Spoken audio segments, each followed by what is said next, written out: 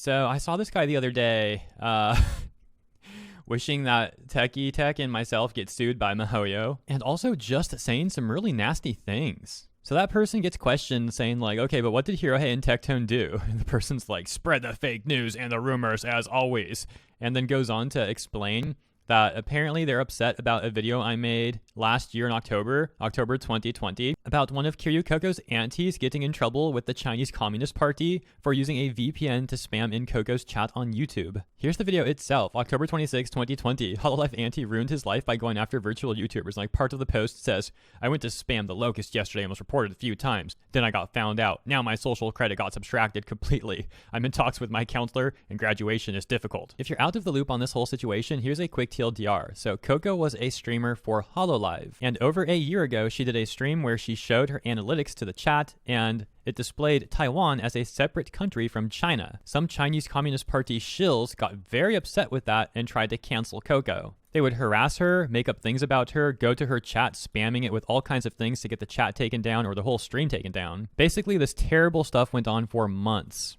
So when I was sent this post about this auntie apparently getting in trouble for using a VPN to harass Coco, I reported on it. And even in my video at the 3-minute and 2-second mark, I said that this might just be a fake post. Regardless, right after I made that video, these CCP shills were trying to say that I fell for their joke. And apparently, as you can see, some of them are still upset about it a year later. Here's the thing though, just because they say it's a joke doesn't mean that it is a joke. It very well may be a joke, but also very well may be a real post that they're just trying to cover up because it makes them look even worse. I mean, we're talking about a group of people who literally harassed a girl for months. Okay, with that explained, let's get back to current events, and this will also involve Tectone. Because they also said fake news about miHoYo/China. And CEO of Mina Sims is like, so where's the fake news in the video?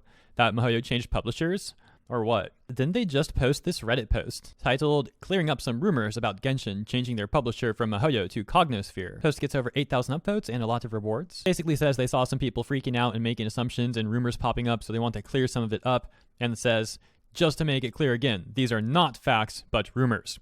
1. The reason Genshin changed their publisher was to avoid possible restrictions from the Chinese government. 2. miHoYo didn't make an announcement because they want to keep quiet and avoid conflict with the CCP. 3. The entire company is moving to Singapore because the CCP is planning to take action against miHoYo. 4. Now the devs will have more freedom in making characters and lore. We will have better content. 5. Now we will get more Freemo gems and events. The post then links to this announcement from November 24th titled, Payment Methods Supported by Epic Game Store Now Available in Genshin Impact. It goes on to say, we'd like to announce to travelers worldwide who have downloaded Genshin Impact on Epic Game Store are now available to make in-game transactions with various payment methods supported by Epic Game Store.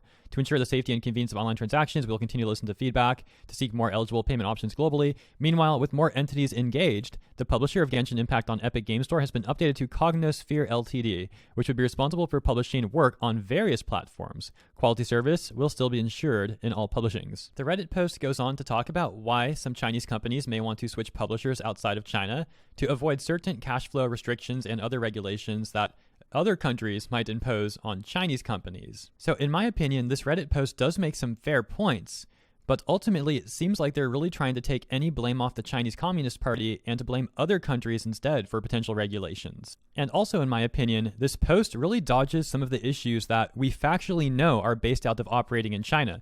Like, some of this is absolute speculation, like, oh, we'll get more Freemo gems and events. You know, that's wishful thinking, but some of this is absolutely based off more factual evidence. For example, from gamesindustry.biz, Chinese government tightens video game restrictions. New memo provides stricter rules around sexuality, morality, history, and religion that titles must adhere to for licensing approval. The memo also explains that titles featuring queer romance and effeminate males are not likely to be approved for licensing. Some games have blurred moral boundaries. Players can choose to be either good or evil, but we don't think games should give players this choice, and this must be altered, said the memo. The news goes on here a bit more, and ultimately these are topics that I have covered on my channel in the past. And if miHoYo is trying to shift more operations out of China to avoid the issues that come with dealing with the CCP, well, I certainly don't expect them to make a statement about that to the player base. And we've even seen Tencent themselves warning about regulations and regulations on gaming specifically that come from working with China. Even things like this: China restricts employees of largest state-owned companies from using Tencent's messaging app. Tencent and NetEase stock even began to fall after things like this. Chinese regulators summoned companies to demand they play down profits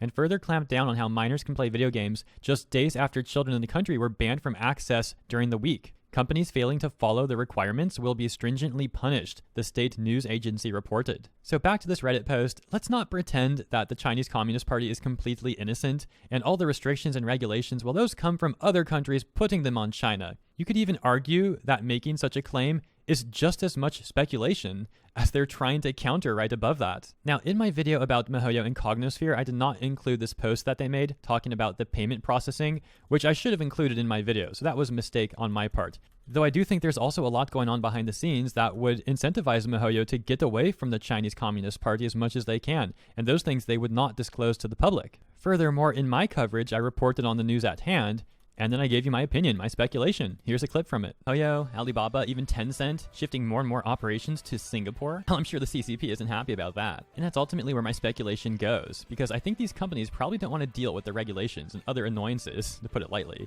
that comes with dealing with the CCP. Now, it's not like this Reddit post called Tectone or myself out or anything. That's the whole post. Although the top comment does say, the big thing is stay away from YouTube videos trying to profit off controversy, because there are a lot of them. To be fair to this person as well, though, well, they also didn't call Tectone out, or myself.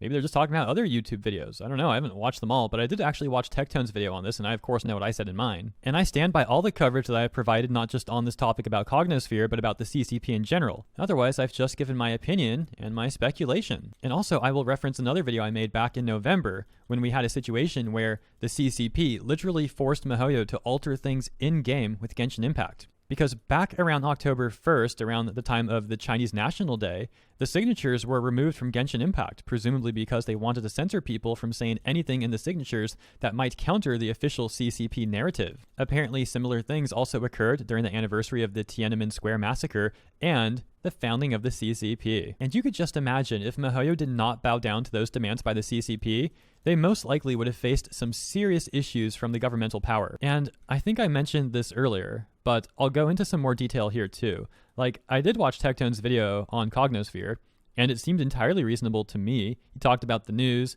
and he talked about other things as well, similar to what we've talked about on my channel and what we covered here in the video as well, brought up again briefly, like the restrictions on how often people under a certain age in China are allowed to play video games, and also the potential restrictions on feminine male characters. If I recall, he even brought up that event from Honkai Impact where they had some of the girl characters wearing bunny outfits and doing a dance, and a portion of the CN community was super offended by that, saying it was like disrespectful to China. And okay, while this video is specifically about government regulations and that's more so a community thing, I'm just bringing it up because it was funny seeing him talk about it.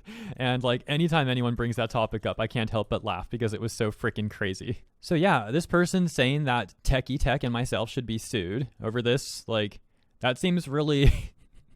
It seems really inaccurate, dude. Like, you don't know what you're talking about. And it's also just bizarre to me that that person is still pressed about that HoloLive video I mentioned in the beginning of this video. Like, dude, there are some people that hold grudges against me for covering topics where people were doing terrible things. They try to make me like the bad guy for talking about it. And they hold these grudges for like years and years. Anyways, with that all said, I guess I'll wrap the video up here. Thank you for tuning in. Hope you enjoyed. Let me know what you think in the comments. I will see you in the comments and also in the next segment.